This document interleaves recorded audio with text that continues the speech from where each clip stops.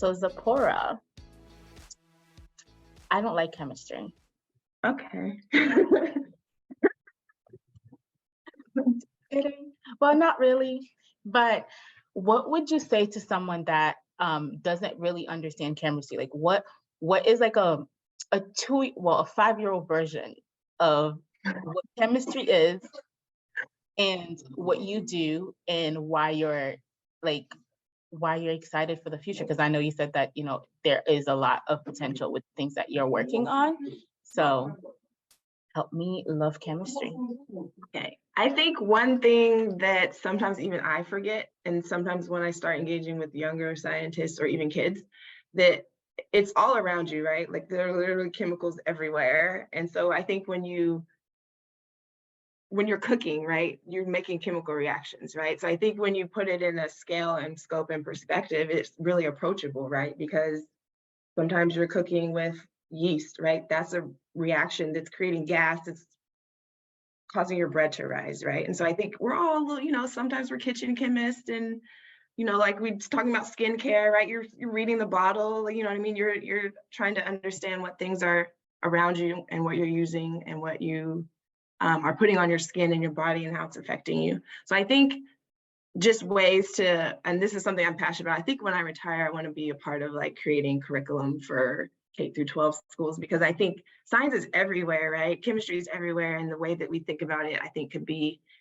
get more young people excited about entering into the field. But I think that would be what I would say is to kind of reframe how you think about chemistry, instead of it being like a classroom and a chalkboard, but like it's really a part of your life, right? You drink water, you're doing all of these things. So that's how I think about it. Oh, okay. So what would you suggest to be added in the curriculum for chemistry, and how do you get more people engaged into it? So I'm still figuring that part out. But I think if things like the pandemic and whatnot haven't taught us some things about how, the science, there's a disconnect between the science community and sometimes the broader public, and how I think if we were more connected in terms of they know how the scientific process goes, right? How long things take, right? Things aren't coming out of thin air and then put onto a label and then at the pharmacy, right? This is a very long process and a lot of steps and safety measures, a lot of research, a lot of people over, I think we learned in med chem, it takes about 10 years at the least to get a drug from an idea to actually being on the market. And so I think allowing people to understand that perspective that, these things aren't just created overnight, they're thought about, they're very well planned out. All these questions about safety and, how it's processed in your body are thought about and really considered, I think is a way to sort of get more people engaged in how they think about science, and make it, again, more approachable. I use that word a lot about getting more people and diverse opinions and perspectives in science. And I think that will be important going forward in how we create new discoveries and breakthroughs, right? Like getting more women, getting more people of color who just have different experiences, different approaches to problem solving, I think will help sort of break through these barriers or some of these things we haven't been able to solve or create new cures for. And so I think just one, I would start out by introducing that science is a career, to kids, right? I think both Layla and I discussed, I didn't know that, right? I thought, okay, well, I have to be a doctor because I like science. And so I think first making sure that that's known, right? And that they know there's different types of science and different ways that they can, participate and be a part of that community is something that I think I want to build a sort of idea and platform around, right? And just engage more of the science community about thinking about discussing and communicating beyond just sort of our bubble or people that we immediately work with. Yeah, absolutely. I think you hit on a good point about diversifying chemistry. So as a woman of color as well, for you, Layla, what were some of the barriers that you encountered coming into chemistry? And what have you seen change within the past couple of years? That's a good question. That's a hard question. that's a hard question. What are as far as barriers in chemistry, I wouldn't say I experienced many. I would say that as a woman with a personality, I have gotten a lot of feedback and maybe roadblocks from people who might not have taken me as seriously because I don't know, like I'm just a regular person that happens to also be a PhD chemist. So like I like the science, but I also like humans, so and I have a sense of humor that maybe is more than it should be in a lot of different situations. So I think that getting people to take me seriously has been a little bit of a challenge because then people are kind of like, oh, like you're just a jokester, like this and that. And it's just like, oh no, I'm actually a really serious scientist, but I also have a personality. So I don't know. But I wouldn't honestly, I've been fortunate to say that I haven't really experienced too many barriers as a woman entering into science.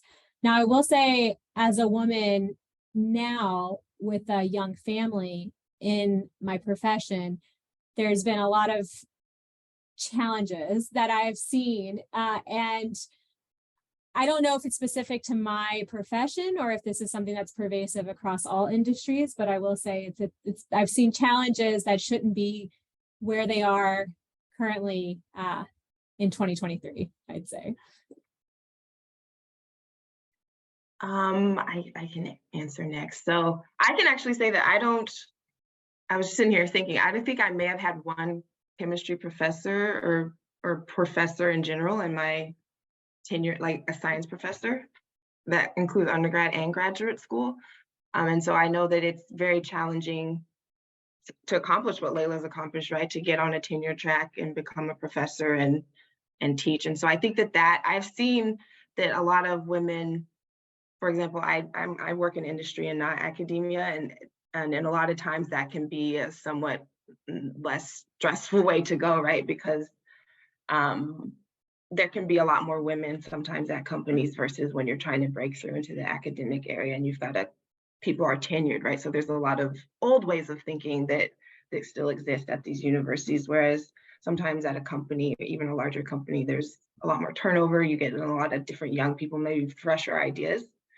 But I would say maybe similar to Layla, some challenges I've had of just maybe not being taken seriously, but actually just being heard in general. Yeah. So I feel like there's a lot of more steps or hoops, or I have to talk to more people to get, an idea to be considered.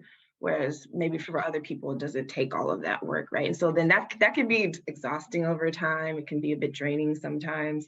So I think in my career, I've had to figure out like balance, right? Pick some battles. When do you got to get on your soapbox and scream, and when do you not? When do you let some things go? And so I think that as a woman of color has been something that I just had to learn, and over time, that's been my challenge. That's actually a really good point because I forget about it because it happens so much where you're in meetings and you have an idea and you're saying something and then a male counterpart says either the same thing or just restates what you said and people seem to listen to them and you're just like, that's what I just said. I started this.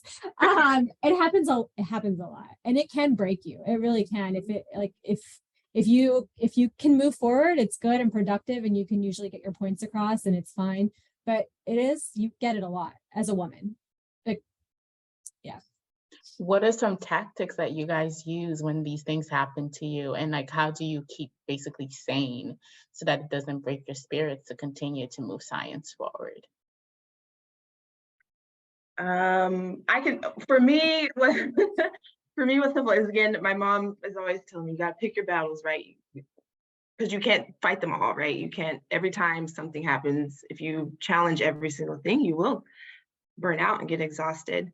But I think picking the right ones. I think what motivates me is as I'm growing in my career, working with and mentoring and being an example for more younger or junior scientists, right? So then sometimes when you're like, oh, I don't feel like saying something, I don't feel like having this difficult conversation, I just think about, okay, well, this could happen to one of my younger female coworkers, right? And so if I bring awareness to this, maybe then it won't happen again. It won't happen to someone else. And so that's something that keeps me fighting the good fight. And just sort of taking more seriously the ways in which I can try to make some change, right? Make some improvements in how sometimes some of these office politics or corporate things or all of that happen and play out, so that the next generation can maybe have to spend more time focusing on science, or not have to deal with those types of challenges in the workplace. From my perspective, I wanted Zapporah to go first because I was like, I'm like, I need advice too. So because from my perspective, it's hard, right? Like it's hard, so many times that you're trying to communicate and to do things and to make changes and to have better environments and to have better, exposure and enabling more people, empowering more people. There's a lot of things that you're trying to do as a woman in science, and there's a lot of responsibility on our shoulders to be able to be the role model, to be the driver, to be the to be a lot of things. And it is hard, and I will say, in this process throughout the journey, your spirit does get broken, with anybody. And I think you just have to be comfortable. And I kind of say this to some of my students too, when you're in science or when you're in anything, honestly, you have to be comfortable with the fact that you're always going to be learning. And I whenever I'm in a room, I'm always like, I don't know what's going on. I feel always like I'm the dumbest person in the room. I never know what's happening. I always feel like I'm behind.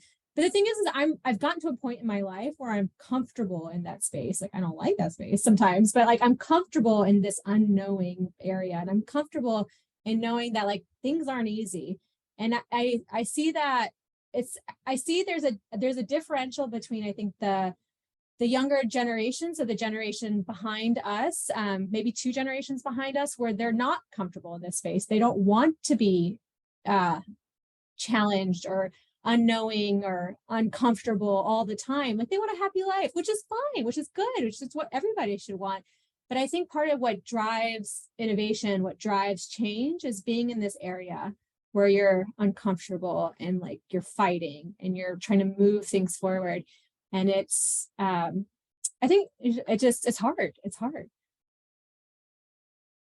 Yeah, I also think too, it's all of this work that you both shared is work that you're doing out of the kindness of your heart and with the goal of making it a better space for other people.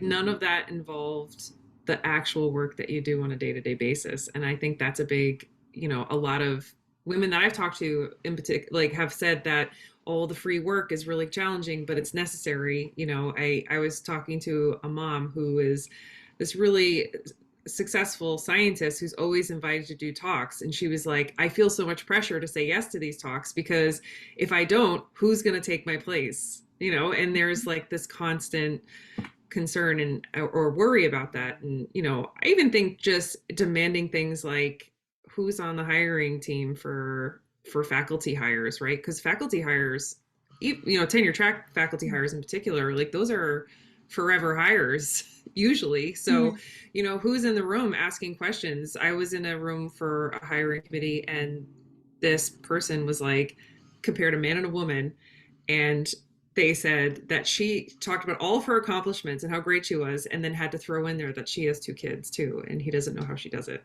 And that same conversation was not happening with the male candidate. And the only reason that it was called out because there was a woman on the committee to note that how unfair that comparison was. But, I think to kind of hopefully ease the burden for folks like you who are doing a lot of work already, having people who are in positions to make meaningful change too, that maybe aren't women, would be really helpful too.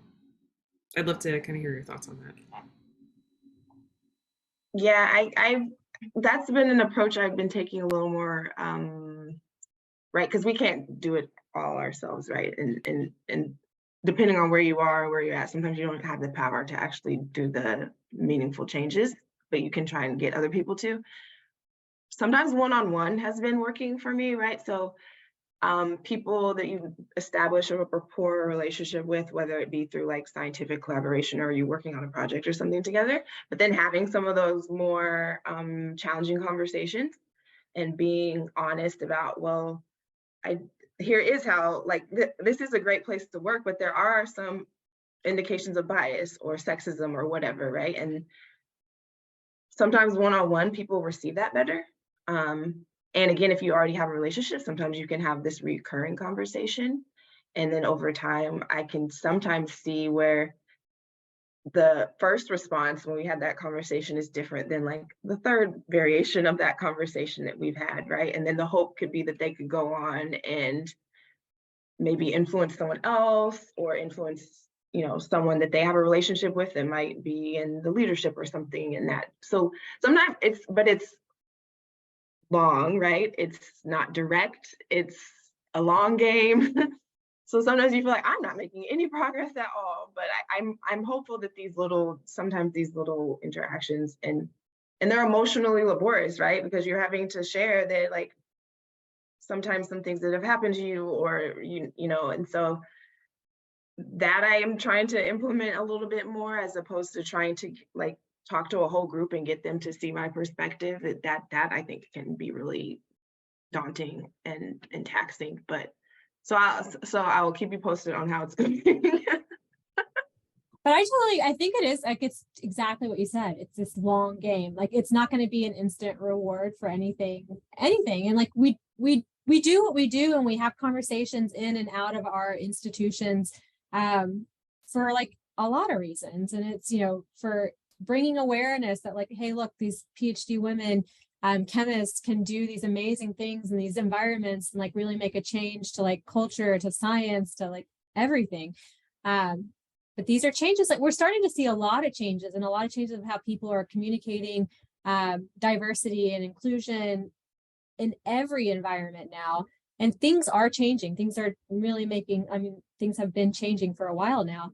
And I think that, yeah, and it's like on the shoulders of people who have been working really hard at this for decades. So again, it's just one of these things of like, everything that we're doing is not an instant reward. It's just this long game that we're hoping to make a difference.